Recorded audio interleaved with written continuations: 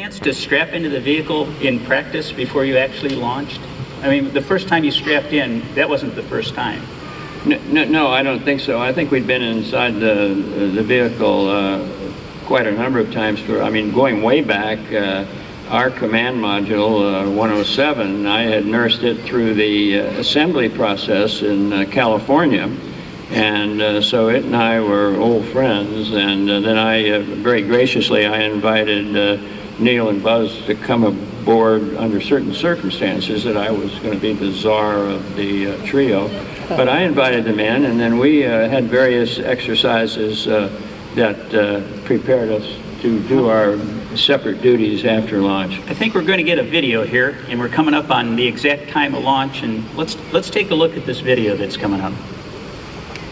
We've accomplished a successful mission. If we land men on the moon and return them safely, I believe that is the primary 20 mission, seconds and count. as stated. T-minus 15 seconds. Guidance is internal. 12, 11, 10, 9. Ignition sequence starts. Main engine start. We have main engine start. 4, 3, 2, 1, 0.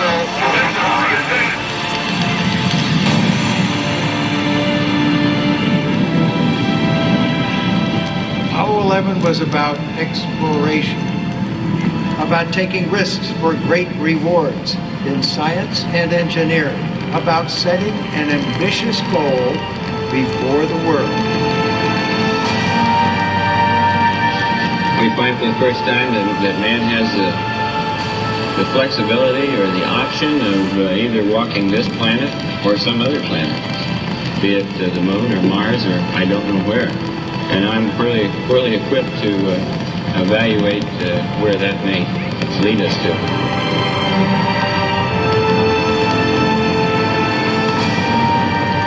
We choose to go to the moon in this decade and do the other thing.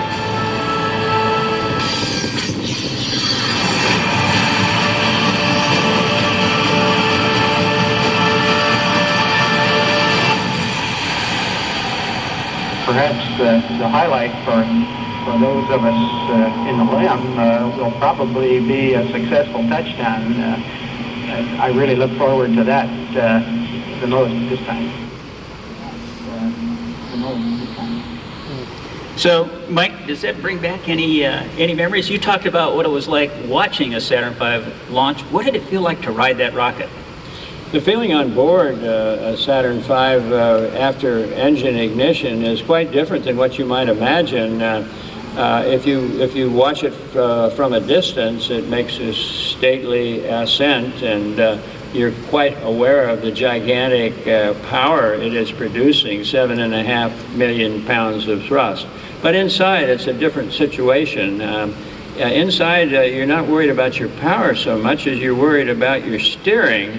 And you're suspended inside the cockpit, not too far away from that launch umbilical tower that's right off to one side. As you lift off, if there's any imbalance, it's compensated for by the swiveling of your motors below you. You have 5 engines down there.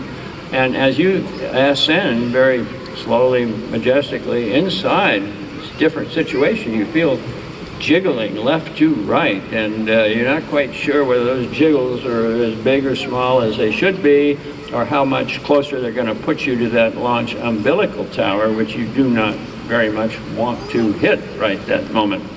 So it's a totally different feeling at liftoff.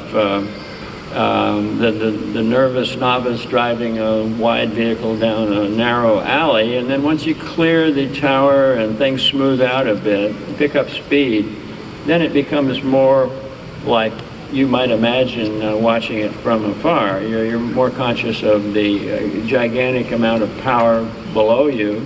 You're more conscious of the acceleration and the speed that you're picking up, and then you soon find out that your machine, your Saturn, breaks apart into pieces.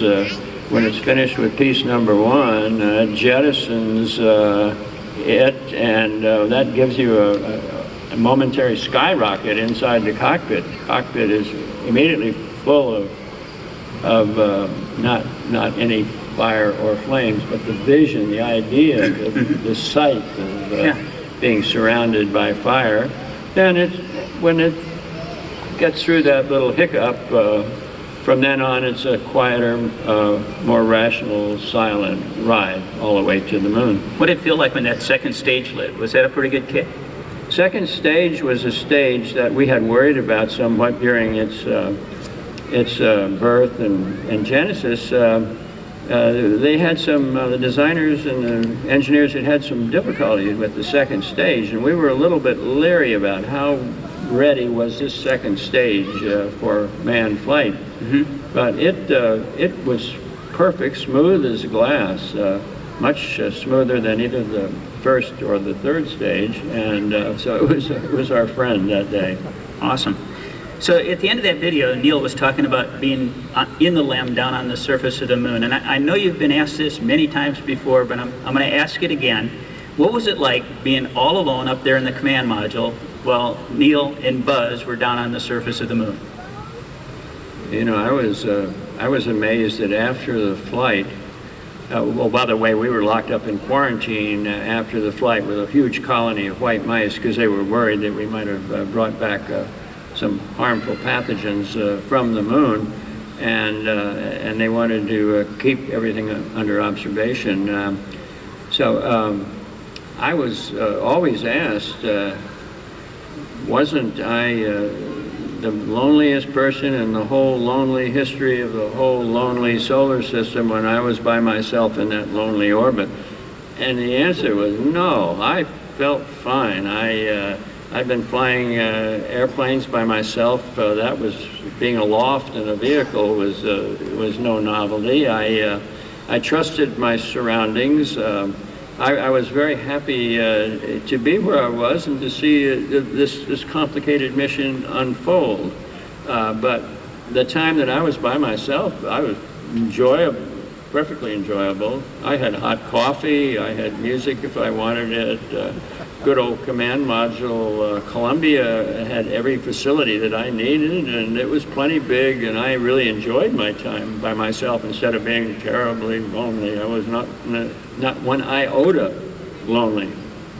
Did you ever enjoy, did you guys feel like every time you had comm with Mission Control, did you enjoy the breaks from that when you were on the side of the moon where they weren't able to talk to you? Yeah, I think it's kind of nice. You know, the trip around the moon at 60 miles above the surface, that was my altitude.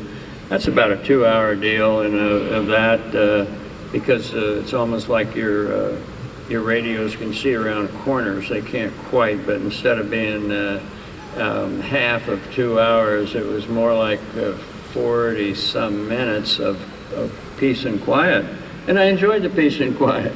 You know, Mission Control was our friends, our savior, our mentor, but they could also be a terrible nuisance. Yak, they want this, that, and the other little tidbit of information minute after minute, hour after hour.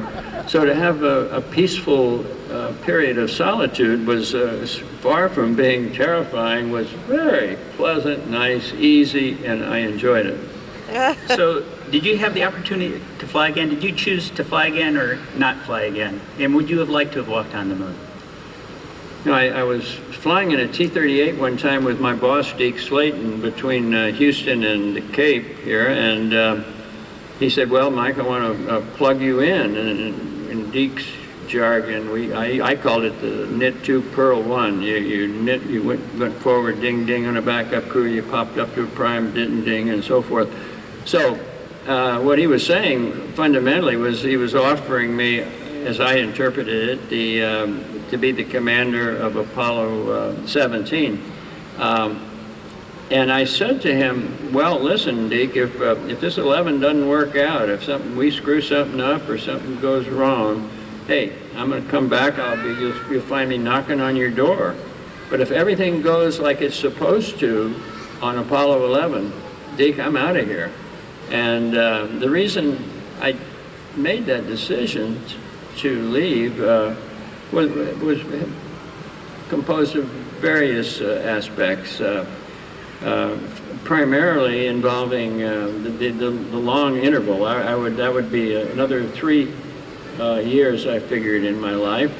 3 years of living in dingy motels in strange places, trying to learn new things once again, and I didn't find that too rosy a future. And the other thing was I was going to be separated from my family and with young children and a wife who had been wonderful about supporting me all the way through, including up to and through Apollo 11. I would be asking her to go through that whole rigmarole one more time, and that didn't seem fair somehow. So I put all those things together and told Deke, hey, I'm out. I didn't say I'm out of here, but I forgot what I said exactly. But he understood. He didn't question it, and that's the way it was. Sure.